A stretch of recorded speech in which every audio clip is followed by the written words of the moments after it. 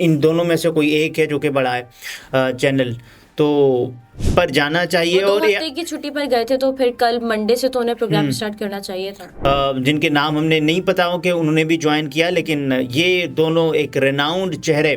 ایک مرتبہ ایک صحافی کا نام لیے بغیر ان کے بارے میں یہ کہا کہ انہوں نے اپنے ہی چینل کو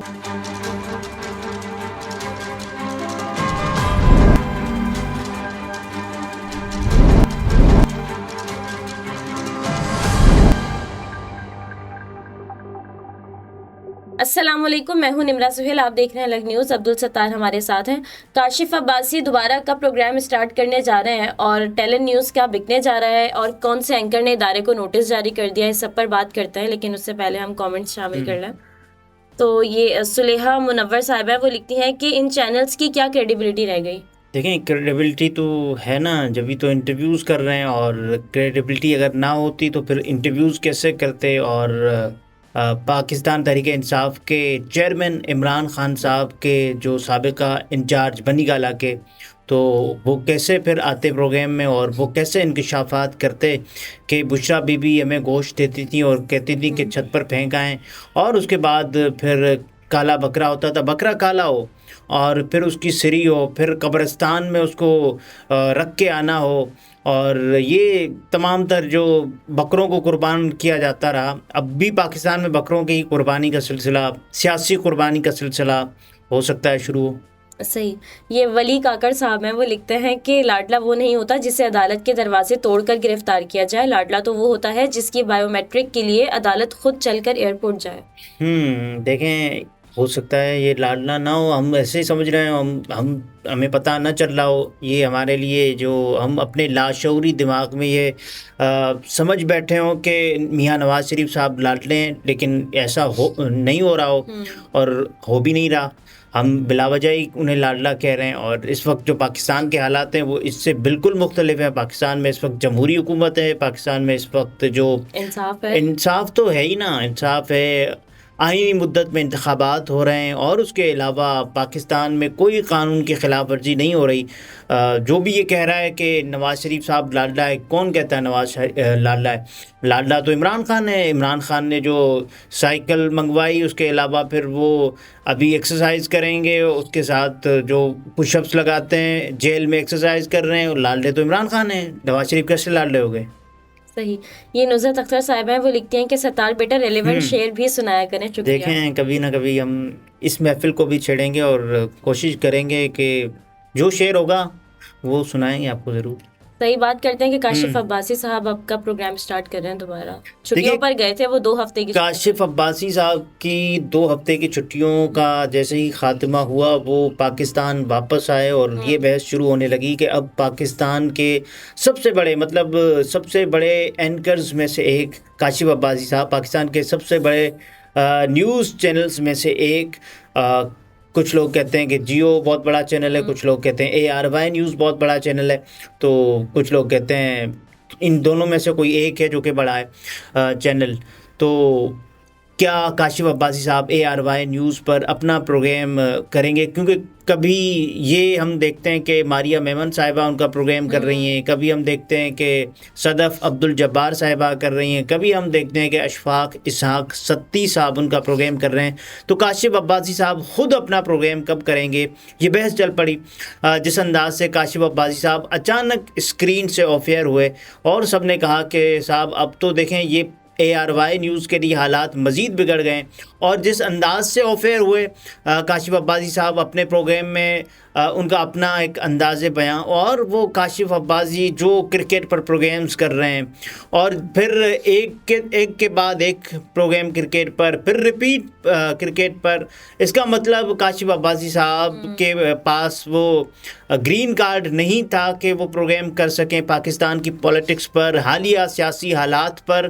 تو کاشف عباسی صاحب نے یہ سمجھا کہ ان کو چھٹی پر جانا چاہیے, اور 2 ہفتے کی چھٹی پر گئے تھے تو پھر کل منڈے سے تو انہیں پروگرام اسٹارٹ کرنا چاہیے تھا. دیکھیے منڈے سے اسٹارٹ کرنا چاہیے تھا, اور اب اس میں ایک جو سب سے بنیادی ترین بات ہے کہ کاشف عباسی صاحب اپنا پروگرام کب کریں گے.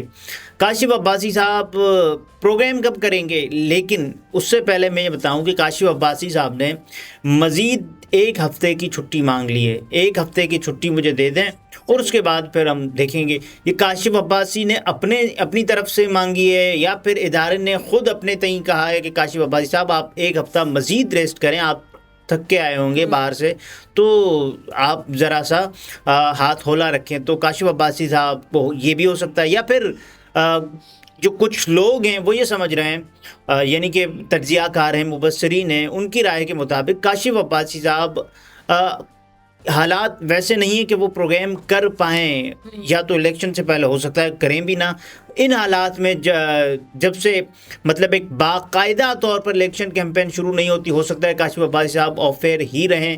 تو یہ ایک لیول پلینگ فیلڈ کا تقاضا ہے. لیکن فی الحال انہوں نے ایک ہفتے کی چھٹی لے لی ہے، تو اس کا مطلب یہ ہے کہ اگر وہ کریں گے تو ایک ہفتے کے بعد کریں گے، نہیں تو ان چھٹیوں میں مزید اضافہ ہوتا رہے گا، جو کہ لگ بھی رہا ہے. اس کے علاوہ ٹیلنٹ نیوز نیٹ ورک کے بارے میں، جو کہ ایک نیا چینل ہے، جس کے بارے میں بہت سارے لوگ کہتے ہیں کہ صاحب یہ دیکھیں یہ تو حقیقی صحافت پر ہے. بہت سارے لوگ کہتے ہیں نہیں صاحب یہ ایسا تو ہے ہی نہیں. اب رؤوف کلاسرا صاحب دیکھیں، اور اس کے علاوہ اطہر کاظمی صاحب دیکھیں، جو اس چینل کے نامی گرامی فیس ہیں، اور بھی ہوں گے جن سے ہم ہو سکتا ہے لا علم ہو، جن کے نام ہم نے نہیں پتا ہو کہ انہوں نے بھی جوائن کیا، لیکن یہ دونوں ایک ریناؤنڈ چہرے. تو سیالکوٹ کی بریار فیملی نے چینل جو ہے اس کا آغاز کیا، اور بڑے بڑے چینلز، اس بڑے بڑے اینکرز اس چینل پہ کام کر رہے ہیں. بالکل ایسے ہی ہے. تو رؤوف کلاسرا صاحب کے حوالے سے یہ خبریں چل رہی تھیں کہ رؤوف صاحب یہ چاہ رہے ہیں کہ جو ٹیلنٹ نیوز نیٹ ورک ہے وہ ان کو نکالنے کی بات کر رہا ہے، اور وہ یہ کہہ رہا ہے کہ رؤوف کلاسرا صاحب اب ہماری بس ہو گئی ہے، آپ اپنا پروگرام چھوڑیں. اور پھر جو گزشتہ ایک پروگرام، کل کے پروگرام میں ہم نے دیکھا کہ رؤوف کلاسرا صاحب آئے، اور رؤوف کلاسرا صاحب نے نگراں کیبنٹ کے جتنے بھی وزراء تھے، نگراں کیبنٹ کے بارے میں انہوں نے جو ایک تفصیلی رپورٹ پیش کی، اور ہم نے دیکھا کہ کرپشن کے ثبوت، اس کے علاوہ جو جتنے بھی تھے، عمر سیف تھے، اور اس کے علاوہ انوار الحق کاکڑ صاحب، وزراء اور ان کی بیویاں کتنے اثاثوں کی مالک ہیں، اس کے بارے میں بھی باتیں بتائیں. تو یہ ایک علیحدہ اس کا پہلو. لیکن ٹیلنٹ نیوز نیٹ ورک بیچا جا رہا ہے، یہ ایک افواہ ہے مارکیٹ میں، لیکن اس افواہ کے تردد کے لیے، افواہ کو رد کرنے کے لیے ایک صاحب ہیں، انہوں نے یہ کہا کہ صاحب ایسی بات نہیں ہے. اب جو ٹیلنٹ نیوز نیٹ ورک ہے وہ کہیں نہیں، ظاہر ہے مارکیٹ میں جب یہ خبریں چلنے لگیں تو پی ایف یو جو Pakistan federal union of journalist ہے، ان کے وفد نے ملاقات کی جو ہے ٹیلنٹ نیوز سے. تو جو کیسر بریار صاحب ہیں ٹیلنٹ نیوز کے سی ای او، انہوں نے کہا کہ چینل میں کام کرنے والے اینکرز اور میڈیا ورکرز ہمارا اثاثہ ہے، کسی کو برطرف نہیں کیا جا رہا، اور چینل بھی ہم نہیں بیچ رہے. تو یہ ایک افواہ تھی.